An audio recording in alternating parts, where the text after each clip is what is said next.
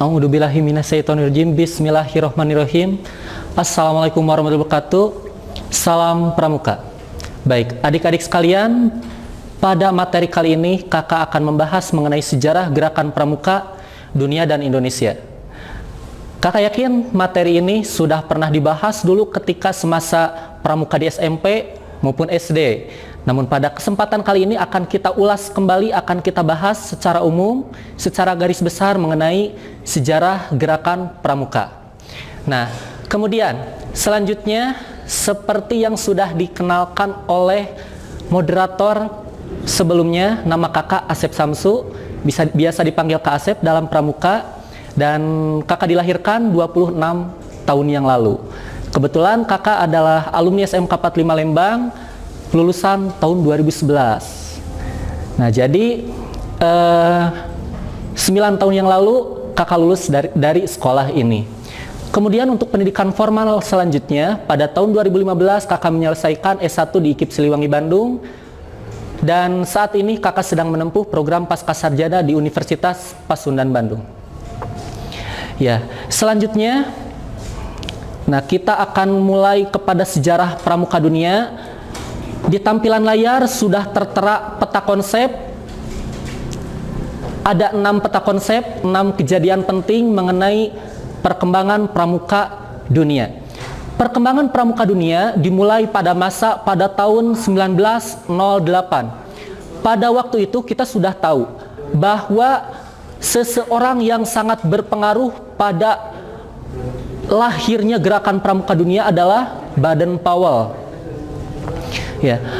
Pada waktu itu, pada tahun 1908, terbitlah sebuah buku yang berjudul Scouting for Boy. Buku tersebut terbit tahun 1908 yang berisi tantangan-tantangan yang harus dilalui oleh seorang pemuda, oleh seorang pandu. Dan secara umum, buku tersebut menceritakan pandu usia penggalang. Pada tahun 1908, terbitnya buku ini sangat membuat antusias masyarakat sangat tinggi, sehingga gerakan-gerakan kepanduan, organisasi kepanduan pada waktu itu mulai bangkit, utamanya di Inggris.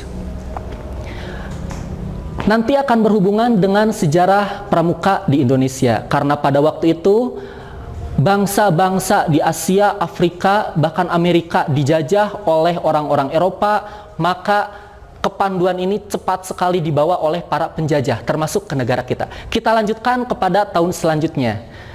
Di layar tertera tahun 1912, ya. Kembali terbit buku yang berjudul Girl Guides. Nah, buku tersebut membahas mengenai kepanduan putri. Ya, kepanduan putri. Jadi kaum perempuan pada waktu itu mulai terlibat dalam kepramukaan. Karena pada waktu itu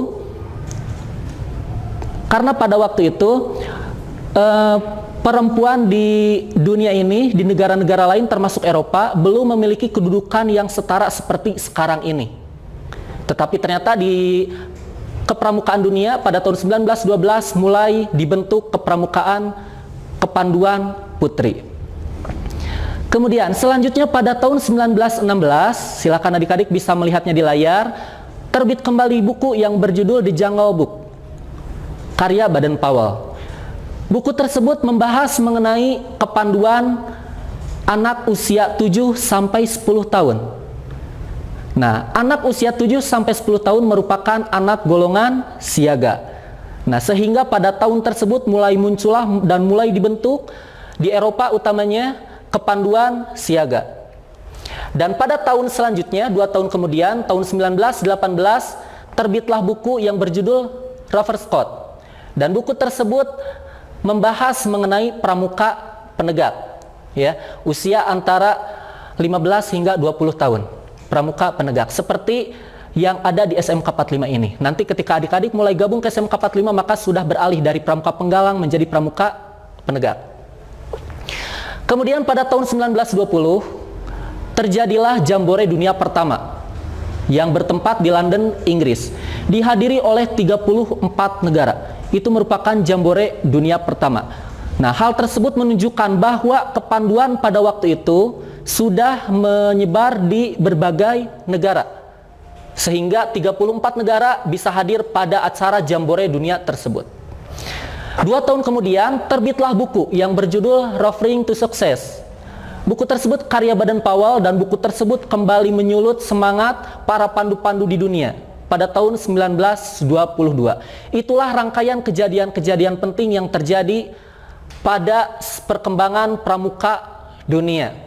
Dan seperti yang sudah kakak ucapkan tadi, bahwa pada waktu itu pesatnya pramuka di Eropa, dan pada waktu itu karena kejadian di kita dijajah oleh para penjajah yang mayoritasnya dari Eropa, maka para penjajah tersebut membawa kepanduan-kepanduan ini ke negara jajahannya, termasuk di negara Indonesia. Pada waktu itu nama negara kita masih Hindia Belanda. Selanjutnya, perkembangan pramuka Indonesia. Yang pertama akan kakak bagi beberapa garis besar. Yang pertama masa penjajahan Belanda, kemudian masa pendudukan Jepang, masa pasca proklamasi, kemudian masa Orde Baru, dan masa reformasi. Pada masa penjajahan pada masa penjajahan Belanda tahun 1912, kepanduan sudah mulai masuk ke Indonesia, ditandai dengan berdirinya NPO, Nederlands Padvinder Organisatie, yang didirikan oleh pihak Belanda. 4 tahun kemudian, 1916, NPO berganti nama menjadi NIPV, Nederland Indies Padvinders Vereniging. Ada di layar, sudah jelas itu namanya di sana. NPO pun berganti nama. Dan kemudian pada tahun 1916 juga, orang-orang Indonesia mulai menyenangi gerakan kepanduan. Hingga pada waktu itu berdirilah JPO, Javans Padvinders Organisatie. Itu didirikan oleh orang-orang Indonesia tahun 1916. Ya. Jadi pada tahun 1912 berdiri NPO, itu adalah gerakan kepanduan pertama bentukan Belanda. Dan kemudian 1916 JPO, bentukan bangsa Indonesia. Perkembangan selanjutnya, pada tahun 1928, pada tahun-tahun tersebut gerakan Padvinders pada waktu itu dilarang oleh pihak Belanda karena Belanda sudah mulai khawatir akan pergerakan nasionalisme di Indonesia. Sehingga pada waktu itu tercetuslah istilah baru, yaitu pandu dan kepanduan.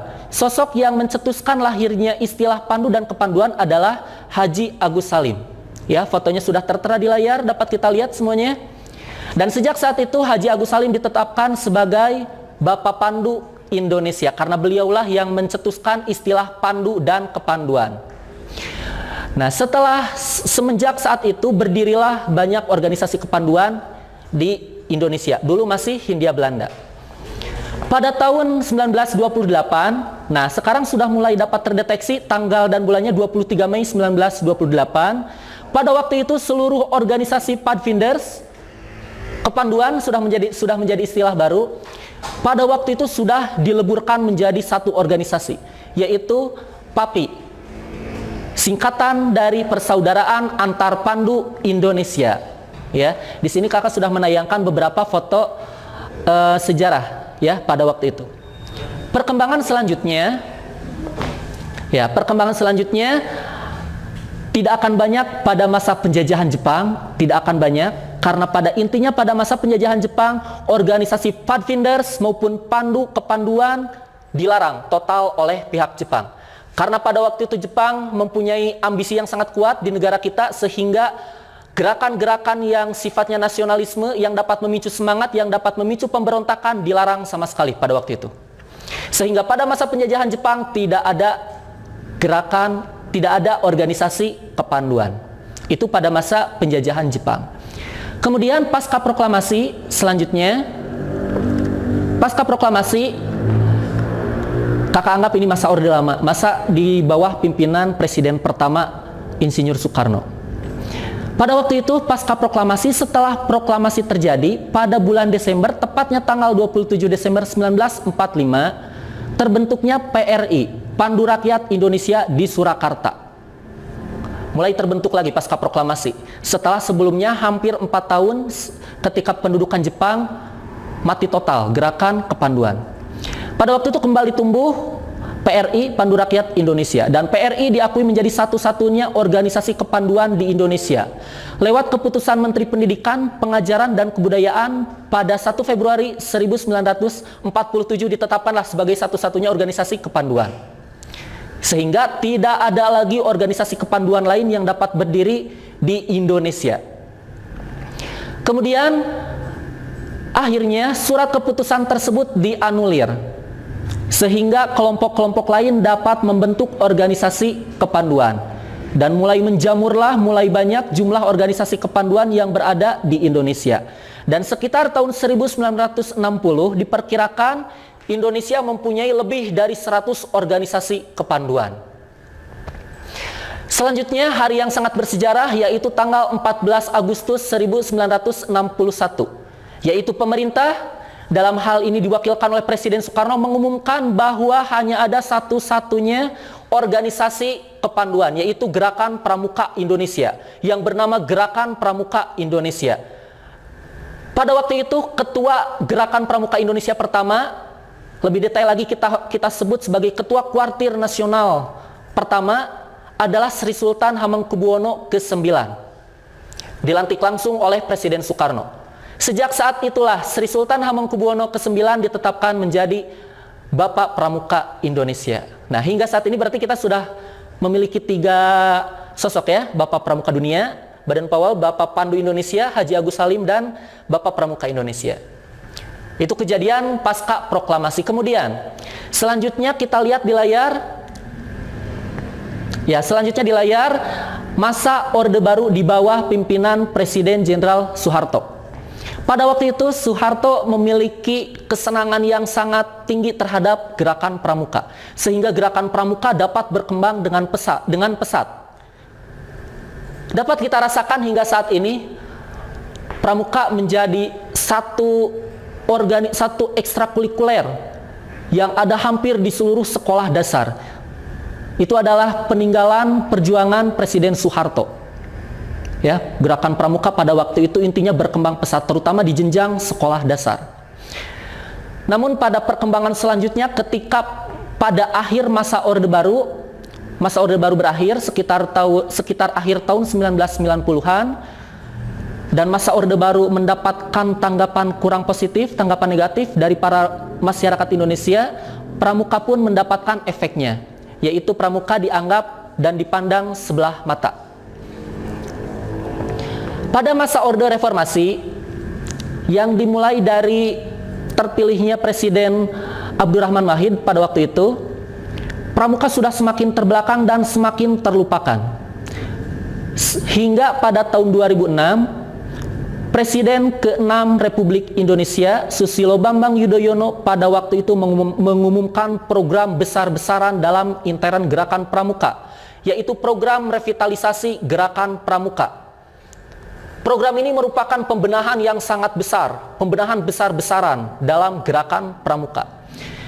Hingga pada waktu itu, Pramuka dari Sabang sampai Merauke kembali semangatnya terpicu untuk kembali membenahi, dan Pramuka mulai disenangi, Pramuka mulai diekspos di media, dan Pramuka mulai kembali bangkit. Kemudian pada tahun 2010, masih di bawah pimpinan Presiden Susilo Bambang Yudhoyono, lahirlah Undang-Undang Gerakan Pramuka. Ini adalah sebuah perlindungan hukum yang sangat kuat. Dengan lahirnya Undang-Undang Gerakan Pramuka, maka kedudukan Pramuka di Republik ini sudah semakin kuat, karena tidak semua organisasi memiliki undang-undangnya. Dan puncaknya pada tahun 2013, Pramuka pun ditetapkan sebagai ekstrakurikuler wajib, kepramukaan. Kepramukaan ditetapkan sebagai ekstrakurikuler wajib pada jenjang pendidikan dasar dan menengah. Ya, pada tahun 2013. Nah, pada tahun 2016 kurikulum pembelajaran direvisi. Pada waktu ini Pramuka tetap menduduki sebagai ekstrakurikuler wajib. Itulah pembahasan singkat mengenai sejarah kepramukaan Indonesia dan dunia.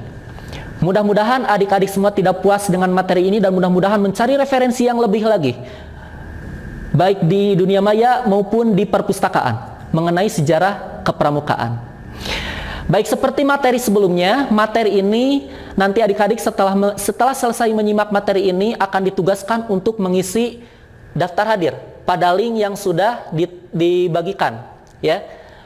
Kemudian silahkan isi nama, jurusan, serta tanda tangan.